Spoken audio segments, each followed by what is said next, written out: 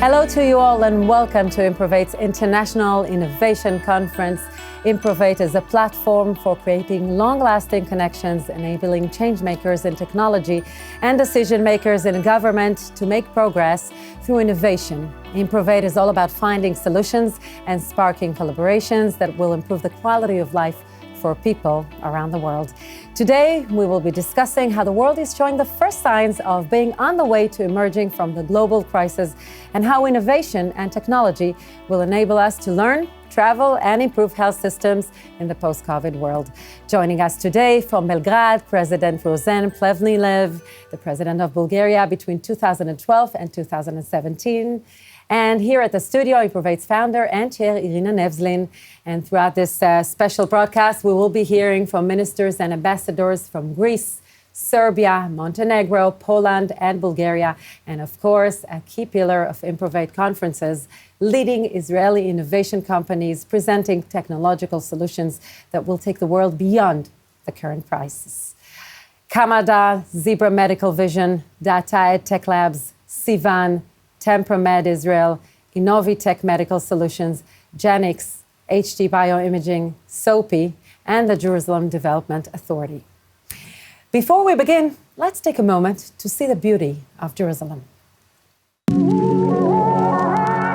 Jerusalem is modern, ancient, it's hectic, patient. Jerusalem is a beauty to behold. Its walls are old and domes are gold. Jerusalem is spicy, dynamic, it's iconic, panoramic. Jerusalem is inspiring, unique, it's simple and chic. Jerusalem is brimming with styles, vibrant, charismatic, abundant smiles. Cobblestone streets, colored with sweets.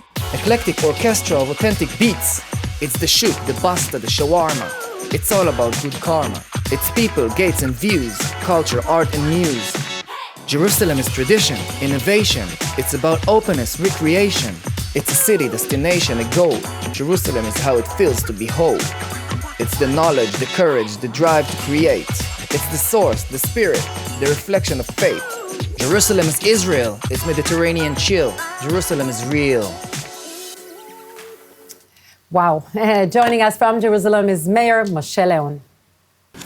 Dear friends, it is my great pleasure to send you all my warm greetings from Jerusalem. You might think of Jerusalem as an ancient city. This is true. It is. It is a city with a long and rich history. But I have to tell you, Jerusalem has always been a place of new ideas. It is a city that inspires us to look at the world and ask, what can I do? What can I do to make the world a better place?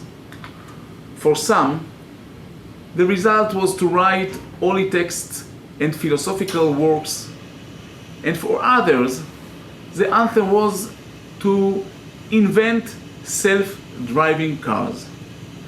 And that is what you are all doing today, making the world a better place. Jerusalem, even during the dark days of coronavirus, has continued to develop our innovation economy. New startups join large companies, and together they are at the heart of the capital city, of the startup nation. We are building more space for our growing innovation companies. We are building more hotel rooms. And Jerusalem, along with all Israel, is leading the world in vaccinations and coming out of coronavirus. More than ever, we know today that we are all one community. Coronavirus has done so much harm, but at least it must remind us that we are all human beings and we can only see true progress when we work together. So I say to all of you, in Jerusalem we are planning for the future. I want to thank IMPROVATE and all the participants today for being part of this journey. Thank you. Thank you, Moshe Leon. Hello to Ilanit Malkior again. In 2018, over 3 million tourists visited Jerusalem, and 2020 had seen none of them. It's really a tragedy. How does a vibrant city such as Jerusalem cope with this situation? So first of all, I want to say thank you. And when you say how does Jerusalem dealing with this situation, so I'm taking the values that Irena spoke about of IMPROVATE. I think that the one great thing about Jerusalem, city full of history, but city that has been known in the past a lot of challenges.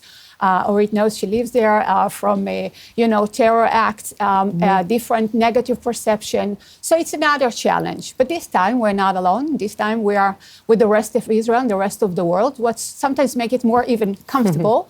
But I want to say that when I'm looking at tourism, and all the former ministers spoke about, there was mentioning how many tourists used to come to their destination, 30 million, 40 million, 50 million, 100 million. I want to say that I was in the same race. I was about counting how many tourists were coming to Jerusalem. How many? Every year to challenge yourself. Exactly. And now leading the city of Jerusalem from a tourism point of view, actually I'm looking, and we all have to ask ourselves and to incorporate and to adopt, I think, a little bit different philosophy, which is not about the quantity, it's about the quality. It's about the quality of the experience that we are going to provide to our tourists all the way through. The minister spoke very nicely about, the health challenges, the other challenges, but also how we are going to organize the timeline of the tourists and set it up in a way that will not be damaging. I think that the one thing that Corona told us is, hello, nature is here. Stop for a second. Don't exploit your environment. Exactly. Okay. So I think that everything to do with sustainability and tourism has to be one of our next challenge. And I want to say another thing about technology, because it's kind of a buzzword that everyone are talking about. We in the city working very hard to incorporate technology into the user experience interface of our tourists. One example, we made a roundtable with all our museums, and we were challenging them and saying, okay, tourists is coming or not coming. We want to manage the time that they are into the museum, how the experience could be much more valuable, has much more impact once they go back. And suddenly there were great ideas. So Jerusalem, as the mayor said, can be heritage and history, but it can be also innovative and can be adopted. As we've seen on the video. Exactly, to the rest of the world. So I think that there were good things that came out of this, last year. And there's a lot of innovation in the state of Israel and the tourism industry. I just shared with the minister yesterday, they had a wonderful panel in Canada.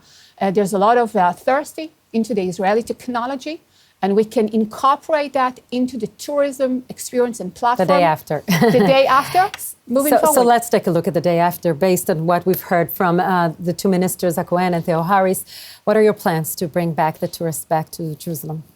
We were also, as I said, very innovative. So we spoke about conferences. So there is soon going to be the Women's Day, International Day. So how are we going to celebrate that? Hopefully that you're going to join us as well, and the minister, is one-on-one. So we're doing a one-on-one meeting with the regulation that we are, of course, obliged by the Minister of Health. We're taking it very seriously. We are building what we call a different plane in different phases. Phase 1 is internal tourism. The phase 2 is the international, which we're working very hard also with the government on that. And also looking to which kind of segments will come. And I can tell you there is so much hope, and people want to pray, but they want to pray physically in the city of Jerusalem. And I think that the state of Israel is giving a lot of light to so many people around the world with the vaccination, and saying there is a light at the end of the tunnel. We can go out there. So we can incorporate that, working very hard to bring tourists. There's going to be an international competition. The Minister of Greece spoke about it, other president. I'm sure everyone wants a tourist. We will have to share and work together. And maybe there will be, more packages that will be including more than one destination. It's okay. if we will less damage the world for that, but we can all join that and do better international cooperation in that aspect. And how do you see the changes in the industry after this crisis? You just mentioned the crisis in Bulgus. And what models are you developing for the day after? So we sharing the same values and the same challenges. Remember a time just before COVID that the city of Venice said we have too many tourists, we don't want them. And they needed to balance. And the same happened with Barcelona and others. Mrs. Svetlana, you have to go back. So I've established an international forum for different tourism destinations where we are sharing ideas and values, also technology, incorporating into the tourist experience, trying to see how together and what can we learn from each other, because there's a whole box of tools that we have to share. And you know, we are in competition, but it's a healthy one.